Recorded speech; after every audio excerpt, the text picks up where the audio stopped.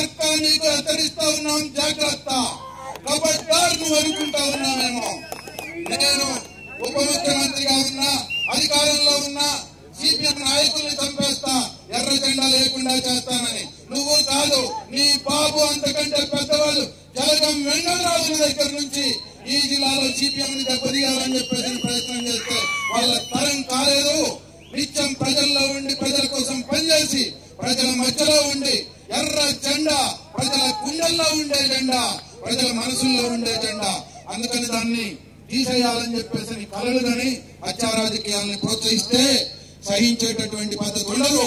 బాధ్యత వహించాలి, బాధ్యత జవాబు చెప్పాలి, లేదా ఎవరి బాధ్యతలో తేల్చాలి. ఇష్టం వచ్చినట్టుగా గుండాలను పోషిస్తారా, రౌడీలను పోషిస్తారా? ఎంతకాలం ఈ రౌడీలు గుండాలు మన నియోజకవర్గంలో రాజ్యం వెళ్తారు? ఇవాళ కాంగ్రెస్ నాయకులు చెప్తా ఉన్నారు, మా బట్టి విక్రమార్క గారు పప్పు శుద్ధ ఏమీ తెలవదు. మేము అన్నామా బట్టి విక్రమార్క గారు చంపాడనో చంపలేదనో, లేదు చంపించాడనో చంపించలేదనో మేము అన్నామా? కానీ బట్టి విక్రమార్క గారు జవాబు చెప్పాలి కదా. ఎందుకు మీ కాంగ్రెస్ వాళ్ళే చంపుతా ఉన్నారు?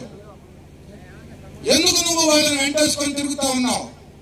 ఎంతకాలం ఈ రకమైనటువంటి హత్యాకాండ కొనసాగిస్తారు? ఇక్కడ ఎవరు జవాబు చెప్పాలి? ఆయన జవాబు చెప్పాలి.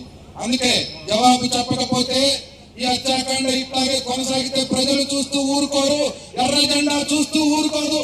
ఎట్లా బుద్ధి చెప్పాలో, ఎట్లా పగ ప్రతీకారం తీర్చుకోవాలో అట్లా ఖచ్చితంగా పగ ప్రతీకారం తీర్చుకుంటారు ప్రజలు అని చెప్పేసి ఈ సందర్భంగా హెచ్చరిస్తా ఉన్నాం.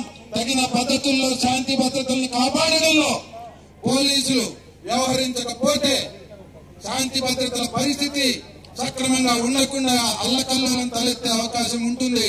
అందుకనే పోలీసు వారిని కోరుతా ఉన్నాం, అధికార పార్టీ ఒత్తిడికి లోనయ్యి ఇప్పుడు వాళ్ళ చర్యలు, వాళ్ళ ప్రకటనలు మీ మీద కూడా ఒత్తిడి చేసేటట్టుగా ఉన్నాయి.